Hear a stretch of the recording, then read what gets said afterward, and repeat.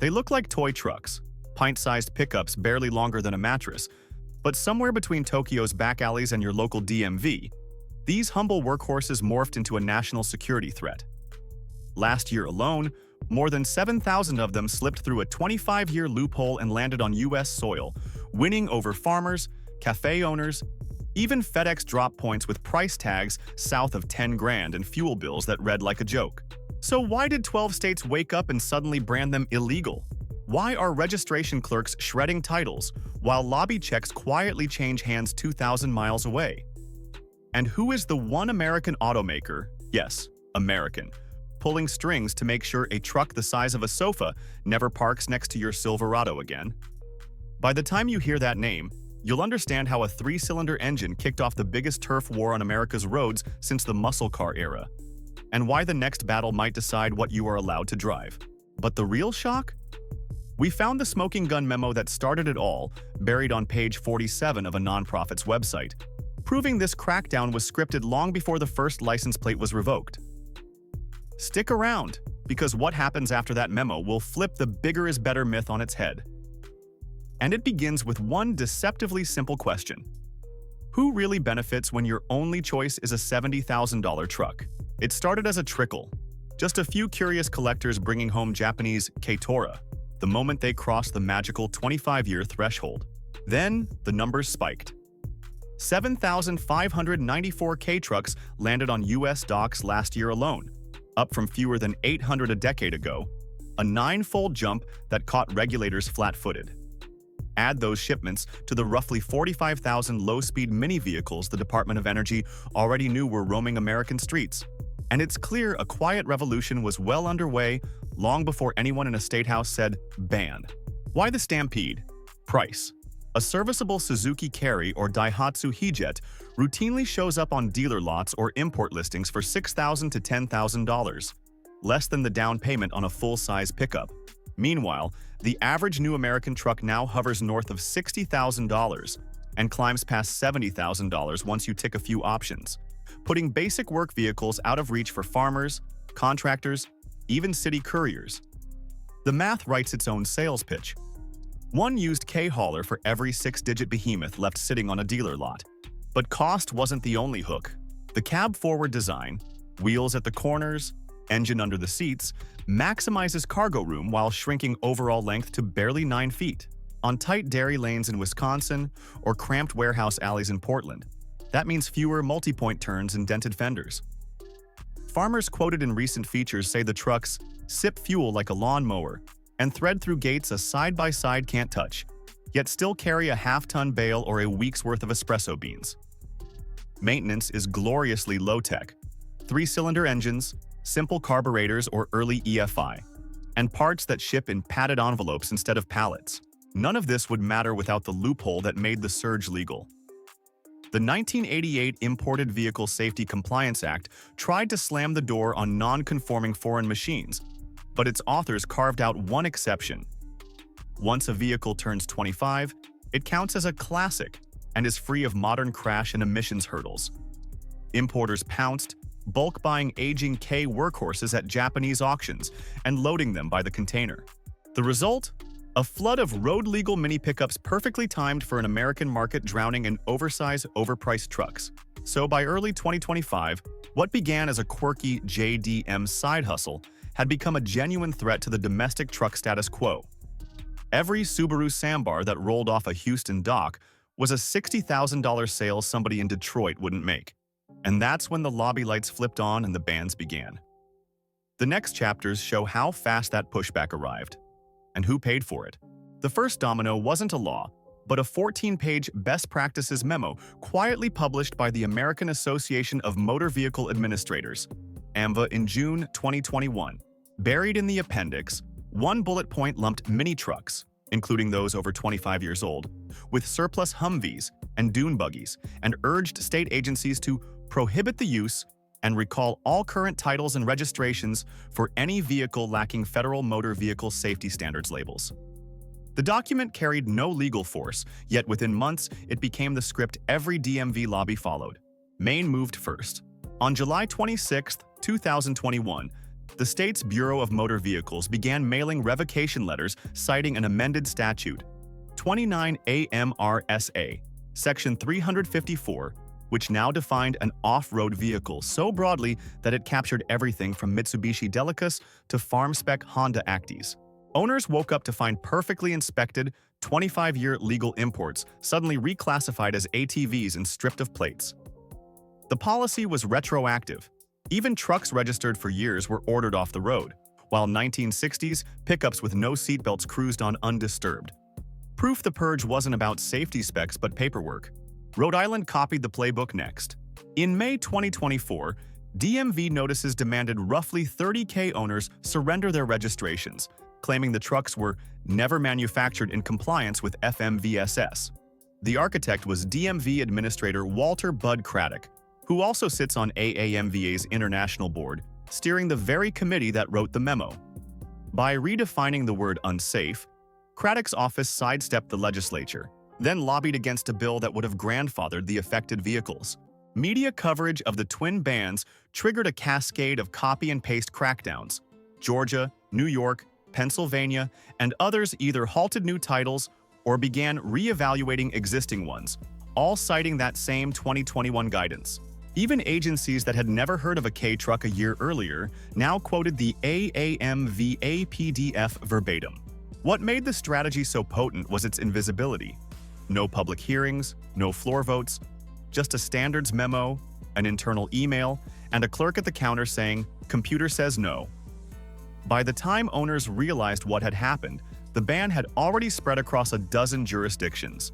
The groundwork was laid for the next phase of the campaign, an emotional crash test video that would brand every 1,500-pound mini pickup a rolling coffin. The entire ban campaign leans on one piece of theater, a 2008 Insurance Institute for Highway Safety demonstration in which a 1,500-pound Tiger Star mini truck hit a 35-mile-per-hour Ford Ranger closing at an equivalent 60-mile-per-hour wall impact. The little truck folded like foil. The Ranger's dummy strolled away. What the memo writers never say is that the Tiger entered at 25 miles per hour with no airbags, while the 4,000-pound Ranger barreled in 10 miles faster, fully kitted with modern restraints. Physics guaranteed a massacre long before the cameras rolled. Yet those slow-motion splinters overshadow 30 years of real-world data from the country that invented K-trucks. Japan's National Crash Database compared 1,379 frontal collisions involving K-cars to an equal mix of standard vehicles and, after factoring in belt use, airbags, and crash severity, found no statistically significant difference in driver injury scores. In other words, when you match speeds and safety gear, the mini-rigs protect occupants about as well as anything their size possibly can. Meanwhile, the machine's U.S. regulators do bless are quietly rewriting a different body count. Pedestrian deaths have climbed 57% since 2013, hitting 7,522 in 2022, the worst in 4 decades. And NHTSA's own deputies blame the surge on ever taller, ever heavier SUVs and trucks. A 7,000-pound electric pickup can hide an entire kindergarten class inside its forward blind spot. Yet it rolls off the lot with 5-star fanfare, while a 1,500-pound K with panoramic glass gets exiled for safety. That selective concern exposes the real playbook. Shift the spotlight to a niche import. Replay the dramatic crash clip and hope no one notices the daily carnage caused by vehicles 6 times heavier. When confronted with Japanese injury numbers, state bureaucrats mumble about insufficient domestic data and pivot back to the Tiger video. But videos don't tell the whole story. Economics do. And the next chapter tracks the money trail to the lobby that needs tiny trucks off the road long before they dent $70,000 profit margins. America's full-size pickups aren't just vehicles. They're the cash machines that keep Detroit's lights on. In 2024, the average transaction price for a full-size truck hit $65,531, with luxury trim versions nudging 6 figures. Those swollen sticker prices, often 3 to 4 times what an imported K costs, propel industry profits while pushing ordinary buyers to 7-year loans. Protecting that profit stream has been job number 1 since 1964, when Washington slapped the still active 25% chicken tax on every foreign-built light truck. a tariff tailor-made to keep small, efficient competitors out of U.S. showrooms. For half a century, the levy worked. The only crack in the wall was the 25-year classic car loophole that K importers now exploit, threatening to turn the tariff into Swiss cheese. Detroit's accountants can read a ledger. Analysts estimate each F-150 nets Ford roughly $10,000 in operating profit and supplies upward of 90% of the company's global earnings. Shrink even a sliver of that pie and the funding for EV rollouts, stock buybacks, and executive bonuses evaporates. No wonder CEOs greet every 9-foot Honda Acti like a Trojan horse. Enter the influence machine. In 2024, the Alliance for Automotive Innovation, whose board counts Ford, GM, Stellantis, and Toyota among its dues-paying members, spent $4.8 million lobbying federal regulators, while individual OEMs funneled millions more through their own PACs. GM alone burned $8.15 million in Q1 2025. Much of that money targeted vehicle safety and import policy rules, the exact lanes where the AAMVA memo and state-level bans took root, and the firewall is getting higher. In 2024, the White House quadrupled tariffs on Chinese-built EVs to 100%, framing the move as national security policy but handing domestic truck makers another layer of insulation from low-cost rivals. With federal trade barriers fortified and state DMVs weaponized, ditching K-trucks isn't about airbags or bumpers. It's about preserving a business model that charges $70,000 for basic transportation. Texas, the Lone Star breakthrough. When the Texas DMV began rejecting K registrations, a tiny Instagram club called Lone Star K turned frustration into a phone bank blitz. Founder David McChristian called every single legislator, and within weeks, lawmakers introduced Senate Bill 1816. The bill sailed through Austin and, on June 2, 2025, codified K-trucks as fully street-legal miniature vehicles, instantly joining 28 other states that already allowed them. Colorado, the Christmas reprieve. Outrage flared when Colorado floated a rule that would formalize its quiet shadow ban. Owners flooded rulemaking inboxes, packed hearings, and threatened suit. On December 25, 2024, the Secretary of State published a surprise notice. The ban proposal was terminated. K-titles would continue. One advocate called it the best present the DMV ever left under a tree. Massachusetts, the Facebook-fueled U-turn. Boston's Registry of Motor Vehicles thought it could quietly yank plates. Instead, a 900-member Facebook group organized testimony that jammed MassDOT board meetings. Facing bad press and looming lawsuits, the RMV issued an advisory on September 18, 2024, restoring all K registrations while further studies proceed. Oregon, the $63 solution. Inspired by Texas, bipartisan lawmakers filed Senate Bill 1213 this month. The bill would let Oregonians title K-trucks for just $63 every 2 years, barring them only from 65 MF highways. A floor vote is expected before the 2025 session adjourns, poised to flip another state from red to green on the K-map. The new map, with Colorado, Texas, and Massachusetts flipped, and Oregon likely next. Only 19 states now keep K-trucks off public roads, down from more than 30 just 3 years ago. Each retreat followed the same pattern: real owners, viral forums, relentless phone calls, and public records that exposed policy by PDF for what it was. The momentum is unmistakable. When enthusiasts trade memes for meeting minutes, bans crumble. The patchwork has reached a breaking point. As of June 2025, 28 states let K-trucks roam free, while 19 still lock them out, leaving a checkerboard of yes plates and no plates that can flip to felonies at a county line. Owners now carry laminated maps in the glove box, and every red state on that map is feeling the heat. Holdout capitals under siege. Pennsylvania, House Bill 1205. Filed April 15, 2025, this bipartisan bill would legalize K-trucks statewide, speed capping them at 55 miles per hour, and end mandatory emissions tests. It sits in the House Transportation Committee, but floor debate is promised before summer recess. Georgia, HB 1239 campaign. Advocates who lost plates in 2023 have pivoted to a full-court press on lawmakers, flooding inboxes and Reddit threads with Commerce Clause talking points. Maine and New York, still enforcing the 2021 AAMVA memo word for word. Owners there are bankrolling a test case aimed at federal court, arguing that the bans burden interstate commerce by criminalizing border crossings. The Federal Frontlines, NHTSA, rethink. On April 24, 2025, DOT unveiled an expanded Part 555 exemption pathway, pledging faster reviews for any imported sub-660cc vehicle that can show equivalent overall safety.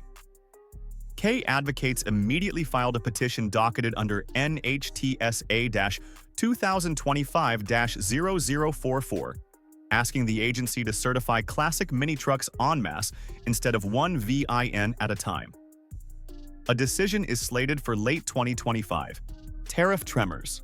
The Commerce Department opened a Section 232 National Security Probe, BIS 2025-0024, that could slap a new 25% duty on foreign light trucks, a move critics say is just the 1964 chicken tax with fresh paint.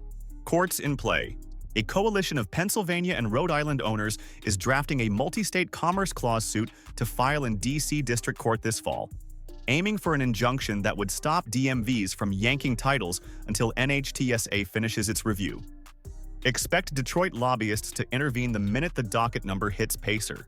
Why it matters now. If NHTSA grants the blanket exemption, or a federal judge freezes state bans, the red state wall crumbles overnight. If tariffs or a negative ruling land first, import costs could double and the movement stalls. Either way, 2025 is the year the mini truck question leaves the back roads and lands on the national stage. The bans may be stalling, but the right-size revolution is only getting louder, and it's going electric. Micro EVs move in. Tello MT1, a California startup backed by ex-Tesla engineers, just finished beta builds of a 134-inch-long, all-electric mini pickup that parks nose to curb yet hauls a Tacoma-sized bed. U.S. Deliveries are slated for 2026 with a projected $25,000 sticker and 350-mile range. Amazon-funded Pebble farm truck, prototype name, aims to undercut diesel side-by-sides with a sub-15K battery key truck for ag co-ops and campus fleets. Pilot lots land in Iowa this fall. Rivian spin-off Also, plus golf car veterans Evolution, are flooding the low-speed vehicle LSV segment with 25 mph street-legal runabouts starting at $6,000, targeting the 80% of U.S. trips under 10 miles. Overseas, BYD just teased a 2.5 million yen, 17,000, four-door KEV for Japan, due late 2026. Proof the big players see profit in tiny footprints. Cities rewrite the rules. New York City's congestion pricing grid, launching this summer, will ding full-size trucks $12 per entry but charge compact, small trucks nearly half that. London's 2026 congestion charge reset proposes a 50% discount for electric quadricycles and key-class vans, nudging fleets out of diesel transits and into pint-size EVs. Portland, Paris, and Singapore are floating similar tiered tolls based on length by weight, rewarding anything under approximately 100 inches. Urban planners call it road space pricing. Pay by the curb you consume, not the badge you wear. The climate and wallet math. A bone-stock Silverado averaging 18 miles per gallon burns about 670 gallons per year on 12,000 miles. A K-truck sipping 50 mpg uses 240 gallons. That 430-gallon gap prevents approximately 3.8 tons of CO2 every year, 8.89 kilograms per gallon. The same footprint a typical U.S. home pumps out in electricity. Multiply by the 45,000 key-size rigs already here, and the savings rival a mid-sized solar farm. Your turn.